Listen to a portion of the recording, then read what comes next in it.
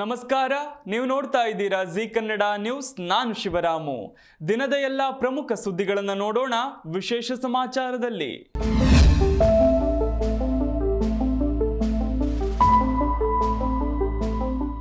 ಭಾರತದಲ್ಲಿ ಹುಟ್ಟುವ ನೀರಿನ ಹಕ್ಕು ಕೇವಲ ಭಾರತೀಯರು ಹಾಗೂ ಇಲ್ಲಿನ ರೈತರಿಗಿದೆ, ಶತ್ರುಗಳಿಗಲ್ಲ ಎಂದು ಪ್ರಧಾನಿ ನರೇಂದ್ರ ಮೋದಿ ಹೇಳಿದ್ದಾರೆ. 79ನೇ ಸ್ವಾತಂತ್ರ್ಯ ದಿನದ ಅಂಗವಾಗಿ ಕೆಂಪುಕೋಟೆಯಲ್ಲಿ ದೇಶವನ್ನುದ್ದೇಶಿಸಿ ಮಾತನಾಡಿದ ಅವರು, ಇಷ್ಟು ವರ್ಷ ಭಾರತದಲ್ಲಿ ಹುಟ್ಟುವ ನೀರು ಶತ್ರುಗಳ ಹೊಲಗಳಿಗೆ ನೀರುಣಿಸುತ್ತಿತ್ತು. ನಮ್ಮ ಭೂಮಿ ನೀರಿಲ್ಲದೆ ಬರಿದಾಗುತ್ತಿತ್ತು. ಕಳೆದ 7 ದಶಕಗಳಿಂದ ನನ್ನ ದೇಶದ ರೈತರಿಗೆ ಊಹಿಸಲಾಗದ ನಷ್ಟವನ್ನುಂಟು ಮಾಡಿರುವ ಒಪ್ಪಂದ ಯಾಕೆ ಬೇಕು ಅಂತ ಪ್ರಶ್ನಿಸಿದ್ರು. ರೈತರು ಮತ್ತು ರಾಷ್ಟ್ರದ ಹಿತದೃಷ್ಟಿಯಿಂದ ನಾವು ಈ ಸಿಂಧೂ ಜಲ ಒಪ್ಪಂದಕ್ಕೆ ಮತ್ತೆ ಒಪ್ಪಿಗೆ ನೀಡುವುದಿಲ್ಲ ಎಂದರು. ಭಯೋತ್ಪಾದನೆ ಮತ್ತು ಅದನ್ನು ಪೋಷಿಸುವವರನ್ನ ನಾವು ಇನ್ನು ಮುಂದೆ ಬೇರೆ ಬೇರೆ ಎಂದು ಪರಿಗಣಿಸುವುದಿಲ್ಲ. ಉಗ್ರರಿಗೆ ಸಹಾಯ ಮಾಡುವವರನ್ನ ಕೂಡ ಉಗ್ರರಂತೆಯೇ ಕಾಣುತ್ತೇವೆ ಅಂತ ಹೇಳಿದ್ರು. ನ್ಯೂಕ್ಲಿಯರ್ ಬೆದರಿಕೆ ಸಹಿಸುವುದಿಲ್ಲ, ಹಾಗೆಯೇ ಭಾರತವು ಪರಮಾಣು ಬೆದರಿಕೆಗಳನ್ನ ಸಹಿಸುವುದಿಲ್ಲ. ಭವಿಷ್ಯದಲ್ಲಿ ನಮಗೆ ತೊಂದರೆ ಮಾಡಲು ಶತ್ರುಗಳು ಆಲೋಚಿಸಿದ್ರೂ ಕೂಡ ನಮ್ಮ ಸೇನೆಯು ತಕ್ಕ ಉತ್ತರ ನೀಡುತ್ತದೆ. 2047 ವೇಳೆಗೆ ಪರಮಾಣು ಶಕ್ತಿ ಸಾಮರ್ಥ್ಯವನ್ನ 10 ಪಟ್ಟು ಹೆಚ್ಚಿಸುವ ಸಂಕಲ್ಪದೊಂದಿಗೆ ನಾವು ಕೆಲಸ ಮಾಡುತ್ತಿದ್ದೇವೆ. ಪರಮಾಣು ಶಕ್ತಿ ಕ್ಷೇತ್ರದಲ್ಲಿ ನಾವು ದೊಡ್ಡ ಬದಲಾವಣೆಗಳನ್ನು ತರುತ್ತೇವೆ. ಖಾಸಗಿ ವಲಯಕ್ಕೆ ನಾವು ಪರಮಾಣು ಶಕ್ತಿಯ ಬಾಗಿಲುಗಳನ್ನು ತೆರೆದಿದ್ದೇವೆ ಎಂದು ಪ್ರಧಾನಿ ಮೋದಿ ಹೇಳಿದ್ರು. ಆಪರೇಷನ್ ಸಿಂಧೂರ್ನಲ್ಲಿ ಭಾರತ ಎಷ್ಟು ಸ್ವಾವಲಂಬಿಯಾಗಿದೆ ಎಂದು ನಾವು ನೋಡಿದ್ದೇವೆ ಅಂತ ಪ್ರಧಾನಿ ನರೇಂದ್ರ ಮೋದಿ ಹೇಳಿದ್ರು. ಶತ್ರುಗಳಿಗೆ ಕ್ಷಣಾರ್ಧದಲ್ಲಿ ಅವರನ್ನು ನಾಶ ಮಾಡುವ ಶಕ್ತಿ ಏನೆಂದು ತಿಳಿದಿರಲಿಲ್ಲ. ಕಳೆದ 10 ವರ್ಷಗಳಿಂದ ನಾವು ಮೇಕ್ ಇನ್ ಇಂಡಿಯಾವನ್ನ ಒಂದು ಧ್ಯೇಯವಾಗಿ ತೆಗೆದುಕೊಳ್ಳುತ್ತಿದ್ದೇವೆ. 21ನೇ ಶತಮಾನವು ತಂತ್ರಜ್ಞಾನದ ಶತಮಾನವಾಗಿದೆ. ನಾವು ಸ್ವದೇಶಿ ಉತ್ಪನ್ನಗಳನ್ನ ಬಲವಂತದಿಂದ ಅಲ್ಲ, ಬದಲಾಗಿ ತಾಕತ್ತಾಗಿ ಬಳಸಬೇಕು. ವೋಕಲ್ ಫಾರ್ ಲೋಕಲ್ ಅನ್ನು ಎಲ್ಲ ಭಾರತೀಯರ ಮಂತ್ರವಾಗಿ ಮಾಡಬೇಕು. ಭಾರತದ ಜನರ ಬೆವರಿನಿಂದ ತಯಾರಿಸಿದ ಮತ್ತು ನಮ್ಮ ಜನರ ಕಠಿಣ ಪರಿಶ್ರಮದಿಂದ ತಯಾರಿಸಿದ ವಸ್ತುಗಳನ್ನು ಮಾತ್ರ ನಾವು ಖರೀದಿಸಬೇಕು.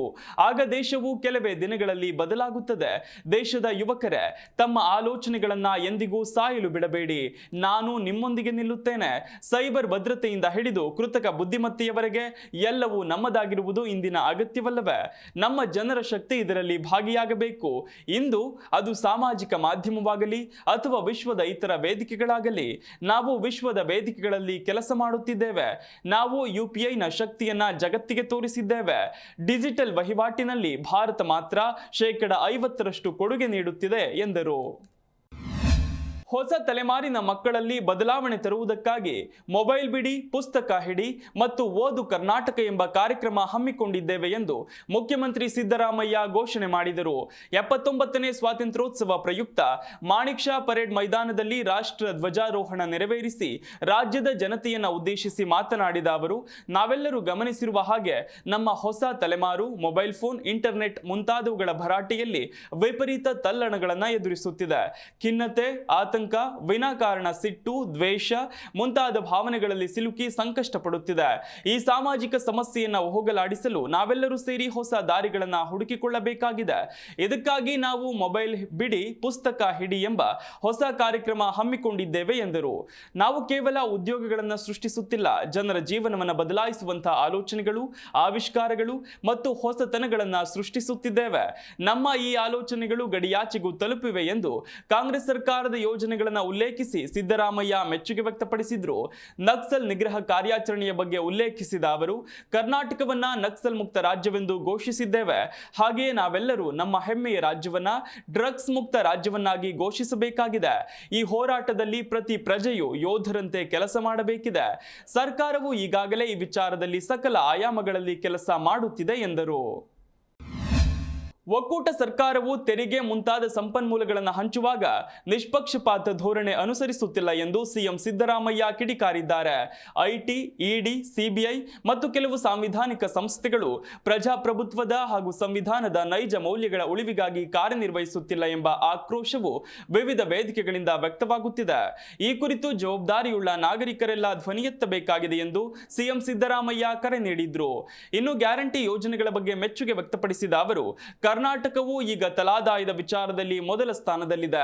ತಲಾದಾಯದಲ್ಲಿ ಕಳೆದ 10 ವರ್ಷಗಳಲ್ಲಿ 101% ಪ್ರಗತಿಯನ್ನ ಸಾಧಿಸಿದ ರಾಜ್ಯ ನಮ್ಮ ಕರ್ನಾಟಕವಾಗಿದೆ ಎಂದರು.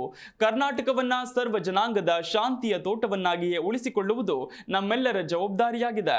ಸಾಮರಸ್ಯದಿಂದ ಕೂಡಿದ ಸಮೃದ್ಧ ಕರ್ನಾಟಕವನ್ನ ನಿರ್ಮಾಣ ಮಾಡುವುದರ ಮೂಲಕ ಸಶಕ್ತ ಭಾರತವನ್ನ ಕಟ್ಟೋಣ. ಸ್ವಾತಂತ್ರ್ಯ, ಸಂವಿಧಾನ ಹಾಗೂ ನೈಜ ಪ್ರಜಾಪ್ರಭುತ್ವದ ಮೌಲ್ಯಗಳನ್ನ ಜೀವಕ್ಕಿಂತ ಮಿಗಿಲು ಎಂದು ಭಾವಿಸೋಣ. ಸಾಮಾಜಿಕ, ಆರ್ಥಿಕ, ರಾಜಕೀಯ ಸ್ವಾತಂತ್ರ್ಯ ಹಾಗೂ ನ್ಯಾಯಗಳನ್ನ ನಿರಂತರವಾಗಿ ರಕ್ಷಿಸಿಕೊಳ್ಳುವ ಪ್ರತಿಜ್ಞೆ ಮಾಡಿ ಈ ಸ್ವಾತಂತ್ರ್ಯೋತ್ಸವವನ್ನ ಅರ್ಥಪೂರ್ಣಗೊಳಿಸೋಣ ಎಂದು ಸಿಎಂ ಸಿದ್ದರಾಮಯ್ಯ ಕರೆ ನೀಡಿದ್ರು. ಕೇಂದ್ರ ಸರ್ಕಾರ ಸರಿಯಾದ ಸಮಯಕ್ಕೆ ಗೊಬ್ಬರ ಪೂರೈಕೆ ಮಾಡಿಲ್ಲ ಎಂದು ಸಿಎಂ ಸಿದ್ದರಾಮಯ್ಯ ಹೇಳಿದ್ದಾರೆ. ಧ್ವಜಾರೋಹಣದ ಬಳಿಕ ಮಾತನಾಡಿದ ಸಿಎಂ ಸಿದ್ದರಾಮಯ್ಯ ಅವರು 2025-26ನೇ ಸಾಲಿನ ಬಜೆಟ್ನಲ್ಲಿ ಕೃಷಿ ವಲಯಕ್ಕೆ 51,339 ಕೋಟಿ ರೂಪಾಯಿಗಳನ್ನು ನೀಡಿದ್ದೇವೆ. ಕೇಂದ್ರ ಸರ್ಕಾರ ಸರಿಯಾದ ಸಮಯಕ್ಕೆ ಯೂರಿಯಾ ರಸಗೊಬ್ಬರವನ್ನ ಪೂರೈಕೆ ಮಾಡಿಲ್ಲ. ಇದರಿಂದ ರಾಜ್ಯದಲ್ಲಿ ರೈತರಿಗೆ ಗೊಬ್ಬರದ ಸಮಸ್ಯೆಯಾಯಿತು. ರಾಜ್ಯದಲ್ಲಿ ಉತ್ತಮವಾದ ಮಳೆಯಾಗಿದ್ದು ನದಿ, ಅಣೆಕಟ್ಟೆಗಳು ಎಲ್ಲ ತುಂಬಿವೆ. ಕಳೆದ ವರ್ಷಕ್ಕಿಂತ ಈ ವರ್ಷ ಬಿತ್ತನೆ ಕೂಡ ಹೆಚ್ಚಾಗಿದೆ. ಆದರೆ ಕೇಂದ್ರ ಸರ್ಕಾರದಿಂದ ನಮಗೆ ಗೊಬ್ಬರದ ಸಮಸ್ಯೆ ಆಯಿತು ಅಂತ ಹೇಳಿದ್ದಾರೆ. ರಿವಾರ್ಡ್ ಯೋಜನೆಯಡಿ ಭೂ ಸಂಪನ್ಮೂಲ ಸಮೀಕ್ಷೆ ಕೈಗೊಳ್ಳಲಾಗಿದೆ. 18 ಲಕ್ಷ ಹೆಕ್ಟೇರ್ ಪ್ರದೇಶದಲ್ಲಿ ಭೂ ಸಂಪನ್ಮೂಲ ಸಮೀಕ್ಷೆ ಕೈಗೊಳ್ಳಲಾಗಿದೆ. ನಮ್ಮ ಸರ್ಕಾರ ಹೈನುಗಾರಿಕೆಗೆ ಪ್ರೋತ್ಸಾಹ ನೀಡುತ್ತಿದೆ. 53 ಲಕ್ಷ ಮಕ್ಕಳಿಗೆ ರಾಗಿ ಮಾಲ್ಟ್, ಹಾಲು, ಪೌಷ್ಟಿಕ ಆಹಾರ ನೀಡಲಾಗುತ್ತಿದೆ. ಸಾಮಾಜಿಕ ಹಾಗೂ ಶೈಕ್ಷಣಿಕ ಸಮೀಕ್ಷೆ ಮಾಡಲು ತೀರ್ಮಾನಿಸಿದ್ದೇವೆ. ಒಳ ಮೀಸಲಾತಿಯನ್ನ ಗಂಭೀರವಾಗಿ ಪರಿಗಣಿಸಲಾಗುವುದು ಅಂತ ಹೇಳಿದ್ದಾರೆ. ಇನ್ನು ಕರ್ನಾಟಕದ ಅಭಿವೃದ್ಧಿ ಮಾದರಿ ಎಂಬ ಹೆಸರಿನಲ್ಲಿ ಮನ್ನಣೆ ದೊರೆತಿದೆ. ವಿಶ್ವಸಂಸ್ಥೆ ಮುಖ್ಯಸ್ಥರಾದ ಫಿಲೆಮಾನ್ ಯಂಗ್ ಕರ್ನಾಟಕಕ್ಕೆ ಬಂದು ಗ್ಯಾರಂಟಿ ಯೋಜನೆ ಬಗ್ಗೆ ಶ್ಲಾಘನೆ ವ್ಯಕ್ತಪಡಿಸಿದ್ದಾರೆ. ಗ್ಯಾರಂಟಿ ಯೋಜನೆಗಳು ಅಭಿವೃದ್ಧಿ ದಿಕ್ಕನ್ನೇ ಬದಲಾಯಿಸಿವೆ. ಅನ್ನಭಾಗ್ಯ, ಶಕ್ತಿ ಯೋಜನೆ, ಗೃಹಲಕ್ಷ್ಮಿ, ಗೃಹಜ್ಯೋತಿ, ಯುವ ನಿಧಿ ಯೋಜನೆಗೆ 9,600 ಕೋಟಿ ರೂಪಾಯಿ ವಿನಿಯೋಗ ಮಾಡಲಾಗಿದೆ. 500 ಕೋಟಿ ಟ್ರಿಪ್ ಮೂಲಕ ಮಹಿಳೆಯರು ಉಚಿತವಾಗಿ ಸರ್ಕಾರಿ ಬಸ್ನಲ್ಲಿ ಪ್ರಯಾಣ ಮಾಡಿದ್ದಾರೆ ಅಂತ ಸಿಎಂ ಸಿದ್ದರಾಮಯ್ಯ ಅವರು ಭಾಷಣದಲ್ಲಿ ಗ್ಯಾರಂಟಿ ಯೋಜನೆಗಳ ಬಗ್ಗೆ ಪ್ರಸ್ತಾಪ ಮಾಡಿದ್ರು. ಸೌಜನ್ಯ ಕೊಲೆಯಾದ ರಾತ್ರಿಯೂ ನನಗೆ ಕರೆ ಬಂದಿತ್ತು. ಆದರೆ ನಾನು ಅವತ್ತು ರಜೆಯ ಮೇಲೆ ಊರಿನಲ್ಲಿದ್ದೆ, ಧರ್ಮಸ್ಥಳದಲ್ಲಿರಲಿಲ್ಲ. ಆದರೆ ಅದರ ಮರುದಿನವೇ ಸೌಜನ್ಯಳ ಮೃತದೇಹ ಪತ್ತೆಯಾಗಿತ್ತು ಅಂತ ಅನಾಮಿಕ ದೂರುದಾರ ಸ್ಫೋಟಕ ಹೇಳಿಕೆ ನೀಡಿದ್ದಾನೆ.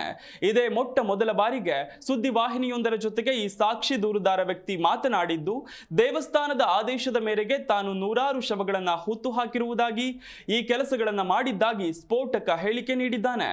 ಆದರೆ ದೇವಾಲಯಕ್ಕೆ ಕಳಂಕ ತರುವುದು ನನ್ನ ಉದ್ದೇಶ ಅಲ್ಲ ಎಂದಿರುವ ಈತ, ನಾನು ಕಳ್ಳತನ ಮಾಡಿಯೇ ಬದುಕಬೇಕು ಅಂತಿದ್ರೆ ನಾನು ದೇವಾಲಯದಲ್ಲಿ ಯಾಕೆ ಕೆಲಸ ಮಾಡಬೇಕಿತ್ತು, ಸೇವೆ ಮಾಡಬೇಕಿತ್ತು ಅಂತ ಪ್ರಶ್ನಿಸಿದ್ದಾನೆ. ನಾನು ಹಿಂದೂ, ಪರಿಶಿಷ್ಟ ಜಾತಿಗೆ ಸೇರಿದವನು ಅಂತ ಹೇಳಿದ್ದಾನೆ. ಅಂತ್ಯಕ್ರಿಯೆಗಳಿಗೆ ಯಾವುದೇ ಸ್ಮಶಾನಗಳನ್ನ ಬಳಸಲಾಗುತ್ತಿರಲಿಲ್ಲ. ನಾವು ಕಾಡುಗಳಲ್ಲಿ, ಹಳೆಯ ರಸ್ತೆ ಬದಿಗಳಲ್ಲಿ, ನದಿ ದಂಡೆಗಳ ಬಳಿ ಶವಗಳನ್ನ ಹೂಳುತ್ತಿದ್ದೆವು. ಸುಮಾರು 20 ವರ್ಷಗಳ ಕಾಲ ದೇವಸ್ಥಾನದ ಆದೇಶದ ಮೇರೆಗೆ ನಾವು ಈ ಕೆಲಸ ಮಾಡಿದ್ದೇವೆ. ಶವ ಹೂಳುವಾಗ ಸಾಕಷ್ಟು ಬಾರಿ ನನ್ನ ಜೊತೆಗೆ ನನ್ನ ಅಣ್ಣ, ಭಾವ, ಮತ್ತೊಬ್ಬ ವ್ಯಕ್ತಿ ಇರುತ್ತಿದ್ದರು. ನಾನು ಸುಳ್ಳು ಹೇಳ್ತಿಲ್ಲ. ಬೇಕಿದ್ರೆ ಇವರನ್ನ ಕರೆಸಿ ವಿಚಾರಣೆ ನಡೆಸಿದ್ರೆ ಸತ್ಯ ಹೊರಕ್ಕೆ ಬರುತ್ತೆ ಎಂದಿದ್ದಾನೆ. ಬಾಹುಬಲಿ ಬೆಟ್ಟಗಳಲ್ಲಿ ಸಮಾಧಿ ಮಾಡಲಾದ ಮಹಿಳೆ ಸೇರಿದಂತೆ ನೇತ್ರಾವತಿ ಸ್ನಾನಘಟ್ಟದ ಬಳಿ ಸುಮಾರು 70 ಶವಗಳನ್ನು ಹೂತಿರುವುದಾಗಿ ಮುಸುಕುಧಾರಿ ಹೇಳಿಕೊಂಡಿದ್ದಾನೆ. ಅಲ್ಲದೆ ಎಸ್ಐಟಿ ತನಿಖೆ ವೇಳೆ ಗುರುತಿಸಲಾದ ಸ್ಪಾಟ್ 13ರಲ್ಲಿ ಸುಮಾರು 70ರಿಂದ 80 ಶವಗಳನ್ನು ಹೂಳಲಾಗಿದೆ ಅಂತ ಆತ ಹೇಳಿದ್ದಾನೆ. ಇದೇ ವೇಳೆ ಈ ಶವಗಳನ್ನು ಹೂಳುವ ಕಾರ್ಯ ರಹಸ್ಯವಾಗಿ ಏನು ಇರ್ತಿರ್ಲಿಲ್ಲ. ಹಲವು ಬಾರಿ ಶವ ಹೂಳೋದನ್ನ ಸ್ಥಳೀಯರು ನೋಡಿದ್ದಾರೆ. ಆದರೆ ಯಾರೂ ಕೂಡ ಒಮ್ಮೆಯೂ ಮಧ್ಯಪ್ರವೇಶಿಸಿಲ್ಲ. ಶವ ಹೂಳುವಿಕೆಯಿಂದ ಜನರಿಗೂ ಕೂಡ ಯಾವುದೇ ತೊಂದರೆಯಾಗ್ತಿರ್ಲಿಲ್ಲ. ಹೀಗಾಗಿ ಅವರು ಸುಮ್ಮನಿದ್ರು ಅನ್ಸತ್ತೆ ಅಂತ ಮುಸುಕುದಾರಿ ವ್ಯಕ್ತಿ ಹೇಳಿದ್ದಾನೆ. ಹೀಗೆ ತಾವು ಹೂಳುತ್ತಿದ್ದ ಶವಗಳ ಸಾವಿನ ಕಾರಣಗಳು ತಿಳಿಯುತ್ತಿಲ್ಲವಾದರೂ ಕೂಡ ಅನೇಕ ಶವಗಳು ಹಿಂಸೆ ಮತ್ತು ಲೈಂಗಿಕ ದೌರ್ಜನ್ಯದ ಗುರುತುಗಳನ್ನ ಹೊಂದಿರುತ್ತಿದ್ದವು. ಕೆಲವು ಶವಗಳು ಸ್ಪಷ್ಟ ಗುರುತುಗಳನ್ನ ಹೊಂದಿದ್ದವು. ಅವರ ಮೇಲೆ ಹಲ್ಲೆ ನಡೆದಂತೆ ಕಾಣುತ್ತಿತ್ತು ಎಂದು ಮುಸುಕುದಾರಿ ತಿಳಿಸಿದ್ದಾನೆ. ಅವರು ಸಮಾಧಿ ಮಾಡಿ ಎಂದು ಹೇಳುವ ಪ್ರತಿ 100 ಶವಗಳಲ್ಲಿ ಸುಮಾರು 90 ಶವಗಳು ಮಹಿಳೆಯರದ್ದೇ ಆಗಿರ್ತಿದ್ವು ಅಂತ ಮುಸುಕುದಾರಿ ಹೇಳಿದ್ದಾನೆ. ಆದ್ರೆ ಗುರುತಿಸಿದ ಹಲವು ಸ್ಥಳಗಳಲ್ಲಿ ಅಸ್ಥಿಪಂಜರ ಅಥವಾ ಯಾವುದೇ ಕುರುಹು ಸಿಕ್ತಿಲ್ವಲ್ಲ ಅಂತ ಕೇಳಿದ ಪ್ರಶ್ನೆಗೆ ಮುಸುಕುದಾರಿ, ಮಳೆ, ಮಣ್ಣಿನ ಸವೆತ, ಅರಣ್ಯ ಬೆಳವಣಿಗೆ ಮತ್ತು ನಿರ್ಮಾಣ ಕಾರ್ಯಗಳಿಂದಾಗಿ ಕೆಲವು ಸಮಾಧಿ ಸ್ಥಳಗಳು ವರ್ಷಗಳಲ್ಲಿ ಕಳೆದು ಹೋಗಿರಬಹುದು ಎಂದಿದ್ದಾನೆ. ಮೊದಲು ನಾವು ಗುರುತಿಸಬಹುದಾದ ಹಳೆಯ ರಸ್ತೆ ಇತ್ತು. ಆದರೆ ಜೆಸಿಬಿ ಕೆಲಸದ ನಂತರ ನಾವು ಕೆಲವು ಸ್ಥಳಗಳನ್ನು ಪತ್ತೆ ಹಚ್ಚಲು ಸಾಧ್ಯವಾಗಲಿಲ್ಲ. ಆಗ ಕಾಡು ವಿರಳವಾಗಿತ್ತು, ಆದ್ರೆ ಈಗ ದಟ್ಟವಾಗಿದೆ. ಮಣ್ಣು ಮತ್ತು ಭೂಮಿ ತುಂಬಾ ಬದಲಾಗಿದೆ. ನಿಖರವಾದ ಸ್ಥಳಗಳನ್ನು ಸೂಚಿಸಲು ನಾನು ನನ್ನ ಕೈಲಾದಷ್ಟು ಪ್ರಯತ್ನಿಸ್ತಿದ್ದೇನೆ. ಆದ್ರೂ ಕೂಡ ಕೆಲವೆಡೆ ನಾನು ತೋರಿಸಿದ ಜಾಗದಲ್ಲೇ ಅಸ್ಥಿಪಂಜರ ಸಿಕ್ಕಿದೆಯಲ್ಲ ಅಂತ ಹೇಳಿದ್ದಾನೆ. ಜನರು ತಮಗೆ ಬೇಕಾದದನ್ನ ಹೇಳಲಿ, ನಾವು ಶವಗಳನ್ನ ಹೂಳಿದ್ದೇವೆ, ಹಾಗೆಯೇ ನಾನು ಸತ್ಯವನ್ನೇ ಹೇಳ್ತಿದ್ದೇನೆ. ನಾನು SIT ಮೇಲೆ ನಂಬಿಕೆ ಇಡ್ತೇನೆ, ಆದ್ರೆ ಅವರು ನನ್ನನ್ನು ನಂಬುವಂತೆ ಕಾಣ್ತಿಲ್ಲ ಎಂದಿದ್ದಾನೆ. ನನ್ನ ಕನಸಿನಲ್ಲಿ ಅಸ್ಥಿಪಂಜರಗಳು ಬರ್ತಿತ್ತು. ನನ್ನಲ್ಲಿ ತಪ್ಪಿತಸ್ಥ ಭಾವನೆ ಇತ್ತು. ಪ್ರಾಯಶ್ಚಿತ್ತ ಹಾಗೂ ಪಾಪ ಪರಿಹಾರಕ್ಕಾಗಿ ಸ್ವತಃ ನಾನೇ ಬಂದೆ. ನಾನು ಓಡಿ ಹೋಗೋದಿಲ್ಲ ಅಂತ ಹೇಳಿದ್ದಾನೆ. ಮನೆಯೊಂದರಲ್ಲಿ ಅನುಮಾನಾಸ್ಪದ ವಸ್ತು ಸ್ಫೋಟಗೊಂಡು ಓರ್ವ ಬಾಲಕ ಸಾವನ್ನಪ್ಪಿದ್ದು 6 ಜನರಿಗೆ ಗಾಯಗಳಾಗಿರುವಂತಹ ಘಟನೆ ಬೆಂಗಳೂರಿನ ಚಿನ್ನಯ್ಯನ ಪಾಳ್ಯದ ಶ್ರೀರಾಮ ಕಾಲೋನಿಯಲ್ಲಿ ನಡೆದಿದೆ. ಗಂಭೀರ ಗಾಯಗೊಂಡಿದ್ದ 8 ವರ್ಷದ ಮುಬಾರಕ್ ಮೃತ ಬಾಲಕ. ಆಡುಗೋಡಿ ಪೊಲೀಸ್ ಠಾಣಾ ವ್ಯಾಪ್ತಿಯಲ್ಲಿ ಘಟನೆ ನಡೆದಿದೆ. ಇನ್ನು 35 ವರ್ಷದ ಕಸ್ತೂರಮ್ಮ, 50 ವರ್ಷದ ಸರಸಮ್ಮ, ಇನ್ನು 35 ವರ್ಷದ ಶಬೀರನ ಬಾನು, 62 ವರ್ಷದ ಸುಬ್ರಮಣಿ, ಇನ್ನು 37 ವರ್ಷದ ಶೇಖ್ ನಜೀದ್ ಉಲ್ಲಾ ಹಾಗೆ 8 ವರ್ಷದ ಬಾಲಕಿ ಫಾತಿಮಾ ಸೇರಿ 12 ಜನರಿಗೆ ಗಾಯಗಳಾಗಿದ್ದು ಸಂಜಯ್ ಗಾಂಧಿ ಮತ್ತು ಜಯನಗರ ಆಸ್ಪತ್ರೆಗೆ ದಾಖಲಿಸಲಾಗಿದೆ. ಗಾಯಾಳು ಕಸ್ತೂರಿಯ ಮನೆಯಲ್ಲಿ ಸ್ಫೋಟ ಸಂಭವಿಸಿದೆ ಎನ್ನಲಾಗಿದೆ. ಕಸ್ತೂರಿಗೆ 8 ವರ್ಷದ ಕಯಾಲ್ ಎಂಬ ಹೆಣ್ಣು ಮಗುವಿದೆ. ವಿಕ್ಟೋರಿಯಾ ಬರ್ನಿಂಗ್ ವಾರ್ಡ್ನಲ್ಲಿ ಚಿಕಿತ್ಸೆ ನೀಡಲಾಗ್ತಿದೆ. ಮೃತ ಬಾಲಕ ಮುಬಾರಕ್ ಪಕ್ಕದ ಮನೆಯಲ್ಲಿ ಕಸ್ತೂರಿ ವಾಸವಿದ್ದರು. ಸ್ಫೋಟದ ತೀವ್ರತೆಗೆ ಮೊದಲನೇ ಮಹಡಿಯ ಮನೆಗೋಡೆ ಚಾವಣಿ ಕುಸಿದು ಬಿದ್ದಿದೆ. 8ಕ್ಕೂ ಹೆಚ್ಚು ಮನೆಗಳಿಗೆ ಹಾನಿ ಉಂಟಾಗಿದೆ. ಘಟನಾ ಸ್ಥಳಕ್ಕೆ ಭೇಟಿ ನೀಡಿ ಪರಿಶೀಲನೆ ಮಾಡಿರುವ ಆಡುಗೋಡಿ ಠಾಣೆ ಪೊಲೀಸರು ಮೇಲ್ನೋಟಕ್ಕೆ ಸಿಲಿಂಡರ್ ಸ್ಫೋಟ ಸಂಭವಿಸಿರಬಹುದು ಎನ್ನುತ್ತಿದ್ದಾರೆ. ಇದೇ ನಗರದ ಸಾಕಷ್ಟು ಜನರು ಬೆಳಗ್ಗೆಯೇ ಲಾಲ್ಬಾಗ್ನಲ್ಲಿ ಕೆಲಸಕ್ಕೆ ಹೋಗುತ್ತಾರೆ. ಒಂದು ವೇಳೆ ಇವತ್ತು ಕೆಲಸಕ್ಕೆ ಹೋಗದೇ ಇದ್ದಿದ್ರೆ ಭಾರಿ ಅನಾಹುತ ಸಂಭವಿಸುತ್ತಿತ್ತು. ಇನ್ನು ಸಿಲಿಂಡರ್ ಬ್ಲಾಸ್ಟ್ ಆಗಿರೋ ಸಾಧ್ಯತೆ ಕಡಿಮೆ ಅಂತ ಸ್ಥಳೀಯರು ಹೇಳ್ತಿದ್ದು, ತುಂಬಾ ದೊಡ್ಡ ಬ್ಲಾಸ್ಟ್ ಆಗಿದೆ, ಕೆಲವರ ಕೈ ಮತ್ತು ತಲೆ ಹೋಗಿದೆ ಅಂತ ಆತಂಕ ವ್ಯಕ್ತಪಡಿಸಿದ್ದಾರೆ. ಸದ್ಯ ಸ್ಫೋಟಗೊಂಡಿರುವ ಮನೆ ಸುತ್ತಮುತ್ತಲಿನ ನಿವಾಸಿಗಳಲ್ಲಿ ಆತಂಕ ಸೃಷ್ಟಿಯಾಗಿದೆ. ಸ್ಥಳಕ್ಕೆ ಸಿಎಂ ಸಿದ್ದರಾಮಯ್ಯ ಭೇಟಿ ನೀಡಿ ಪರಿಶೀಲಿಸಿ ಅಧಿಕಾರಿಗಳಿಂದ ಮಾಹಿತಿ ಪಡೆದರು. ಮೃತ ಬಾಲಕನ ಕುಟುಂಬಕ್ಕೆ 5 ಲಕ್ಷ ರೂಪಾಯಿ ಪರಿಹಾರ ಘೋಷಿಸಿದ್ದಾರೆ. ಕಾರ್ಯಾಚರಣೆ ತನಿಖೆ ಚುರುಕುಗೊಂಡಿದೆ. ಸುಪ್ರೀಂ ಕೋರ್ಟ್ನಲ್ಲಿ ಜಾಮೀನು ಅರ್ಜಿ ವಜಾಗೊಂಡ ಬೆನ್ನಲ್ಲೇ ನಟ ದರ್ಶನ್ ಸೇರಿದಂತೆ ರೇಣುಕಾಸ್ವಾಮಿ ಕೊಲೆ ಪ್ರಕರಣದ 5 ಆರೋಪಿಗಳನ್ನ ಮತ್ತೆ ಪರಪ್ಪನ ಅಗ್ರಹಾರ ಜೈಲಿಗೆ ರವಾನೆ ಮಾಡಲಾಗಿದೆ. ಸುಪ್ರೀಂ ಕೋರ್ಟ್ನಲ್ಲಿ ಜಾಮೀನು ಅರ್ಜಿ ವಜಾಗೊಂಡ ಹಿನ್ನೆಲೆ ಆರೋಪಿ ದರ್ಶನ್, ಪವಿತ್ರ ಗೌಡ ಸೇರಿದಂತೆ 5ರನ್ನ ಬಂಧಿಸಿ ನ್ಯಾಯಾಧೀಶರ ಮುಂದೆ ಹಾಜರುಪಡಿಸಲಾಗಿತ್ತು. 5 ಆರೋಪಿಗಳನ್ನ ಕೋರಮಂಗಲ ನ್ಯಾಯಾಧೀಶರ ನಿವಾಸಕ್ಕೆ ಕರೆದುಕೊಂಡು ಬರಲಾಗಿತ್ತು. CCH 64ರ ಜಡ್ಜ್ ಈರಪ್ಪಣ್ಣ ಪವಡಿ ನಾಯ್ಕ್ ಆದೇಶದಂತೆ 5 ಆರೋಪಿಗಳನ್ನ ಪೊಲೀಸರು ಪರಪ್ಪನ ಅಗ್ರಹಾರ ಜೈಲಿಗೆ ಕರೆದೊಯ್ದಿದ್ದಾರೆ. ಈ ವೇಳೆ ಎಲ್ಲ ಆರೋಪಿಗಳನ್ನು ಪರಪ್ಪನ ಅಗ್ರಹಾರ ಜೈಲಿಗೆ ಕಳುಹಿಸಿ ಆದೇಶಿಸಿ ಮುಂದಿನ ವಿಚಾರಣೆಯನ್ನ ಆಗಸ್ಟ್ 23ಕ್ಕೆ ಮುಂದೂಡಿಕೆ ಮಾಡಲಾಗಿದೆ. ಈ ಹಿಂದೆಯೂ ದರ್ಶನ್ ಇದೇ ಜೈಲಿನಲ್ಲಿ ಕೆಲ ದಿನಗಳಿದ್ದು ಐಷಾರಾಮಿ ಜೀವನದ ಫೋಟೋ ವೈರಲ್ ಬೆನ್ನಲ್ಲೇ ಬಳ್ಳಾರಿಗೆ ಶಿಫ್ಟ್ ಮಾಡಲಾಗಿತ್ತು. ಇದೀಗ ಮತ್ತೆ ನಟ ದರ್ಶನ್ ಪರಪ್ಪನ ಅಗ್ರಹಾರ ಜೈಲು ಸೇರಿದ್ದಾರೆ. ರೇಣುಕಾಸ್ವಾಮಿ ಬರ್ಬರ ಹತ್ಯೆ ಪ್ರಕರಣದ A1 Pavithra Gowda, A2 Darshan, A11 Nagaraju, A12 Lakshmana, A14 ಪ್ರದೋಷ್ನನ್ನ Parappana Agrahara ಕಾರಾಗೃಹದ ಕ್ವಾರಂಟೈನ್ ಜೈಲಿಗೆ ಹಾಕಿದ್ದಾರೆ. ಇನ್ನು ಪವಿತ್ರ ಗೌಡ ಮಾತ್ರ ಪ್ರಮುಖ ಜೈಲಿನ ಮಹಿಳಾ ಬ್ಯಾರಕ್ಗೆ ರವಾನೆ ಮಾಡಲಾಗಿದೆ ಅಂತ ತಿಳಿದು ಬಂದಿದೆ. ದರ್ಶನ್ ಸೇರಿ 5 ಆರೋಪಿಗಳಿಗೆ ವಿಚಾರಣಾಧೀನ ಕೈದಿ ನಂಬರ್ ನೀಡಲಾಗಿದೆ. ದರ್ಶನ್ ಕೈದಿ ಸಂಖ್ಯೆ 7314, ಇನ್ನು ಪ್ರದೋಷ್ 7317, ನಾಗರಾಜ್ 7315, ಲಕ್ಷ್ಮಣ 7316, ಇನ್ನು ಪವಿತ್ರ ಗೌಡ 7313 ನಂಬರ್ ನೀಡಲಾಗಿದೆ. ಪವಿತ್ರ ಗೌಡ ಪ್ರಕರಣದ A1 ಆರೋಪಿ. ಈ ಕಾರಣದಿಂದಲೇ ಪವಿತ್ರಾಗೆ ಮೊದಲ ಸಂಖ್ಯೆ ನೀಡಲಾಗಿದೆ.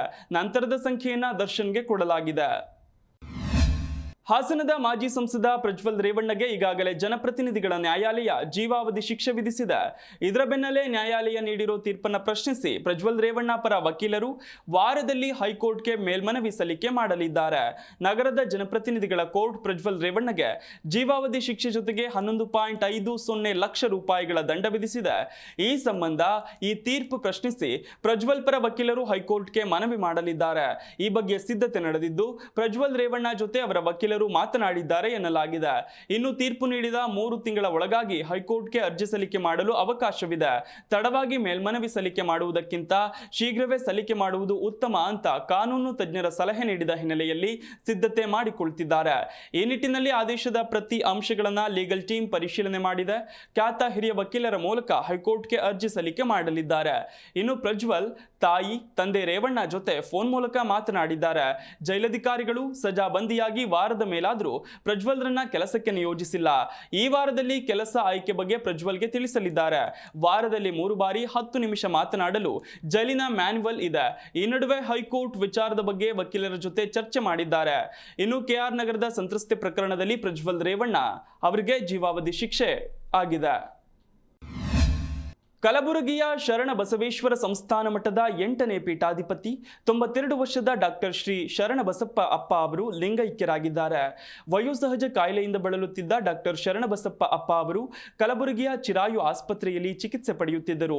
ಆದರೆ ಚಿಕಿತ್ಸೆ ಫಲಕಾರಿಯಾಗದೆ ನಿನ್ನೆ ಲಿಂಗೈಕ್ಯರಾಗಿದ್ದಾರೆ. ಡಾಕ್ಟರ್ ಶ್ರೀ ಶರಣಬಸಪ್ಪ ಅಪ್ಪ ಅವರು ಪತ್ನಿ, 4 ಪುತ್ರಿ ಮತ್ತು ಓರ್ವ ಪುತ್ರ ಹಾಗೂ ಲಕ್ಷಾಂತರ ಭಕ್ತರನ್ನ ಅಗಲಿದ್ದಾರೆ. ಅಪ್ಪ ಅವರು ಕಳೆದ ತಿಂಗಳು ಜುಲೈ 26ರಂದು ವಯೋಸಹಜ ಕಾಯಿಲೆ ಮತ್ತು ನ್ಯೂಮೋನಿಯಾ ಚಿಕಿತ್ಸೆಗಾಗಿ ಚಿರಾಯು ಆಸ್ಪತ್ರೆಗೆ ದಾಖಲಾಗಿದ್ದರು. ನಿನ್ನೆ ಅವರ ಆರೋಗ್ಯ ಮತ್ತಷ್ಟು ಕ್ಷೀಣಿಸಿದ ಹಿನ್ನೆಲೆಯಲ್ಲಿ ಆಸ್ಪತ್ರೆಯಿಂದ ಶರಣ ಬಸವೇಶ್ವರ ಮಠಕ್ಕೆ ಶಿಫ್ಟ್ ಮಾಡಲಾಗಿತ್ತು. ಮಠಕ್ಕೆ ಶಿಫ್ಟ್ ಆಗುತ್ತಿದ್ದಂತೆ ಡಾಕ್ಟರ್ ಶರಣಬಸಪ್ಪ ಅಪ್ಪ ಲಿಂಗೈಕ್ಯರಾಗಿದ್ದಾರೆ. ಅವರು ಕಲಬುರಗಿಯಲ್ಲಿ ಶೈಕ್ಷಣಿಕ ಕ್ರಾಂತಿಗೆ ಹೆಸರುವಾಸಿಯಾಗಿದ್ದರು. ಶರಣ ಬಸವೇಶ್ವರ ಸಂಸ್ಥಾನ ಕಲ್ಯಾಣ ಕರ್ನಾಟಕದಲ್ಲಿ ಶೈಕ್ಷಣಿಕ ಕ್ರಾಂತಿ, ದಾಸೋಹ ವ್ಯವಸ್ಥೆಗೆ ಹೆಸರುವಾಸಿಯಾಗಿದೆ. ಡಾಕ್ಟರ್ ಶ್ರೀ ಶರಣಬಸಪ್ಪ ಅವರು 1988ರಲ್ಲಿ ರಾಜ್ಯೋತ್ಸವ ಪ್ರಶಸ್ತಿಗೆ ಭಾಜನರಾಗಿದ್ದರು. ಇದಿಷ್ಟು ಈ ದಿನದ ಪ್ರಮುಖ ಸುದ್ದಿ. ನೋಡ್ತಾ ಇರಿ ಜೀ ಕನ್ನಡ ನ್ಯೂಸ್, ಸತ್ಯವೇ ಸುದ್ದಿಯ ಜೀವಾಳ.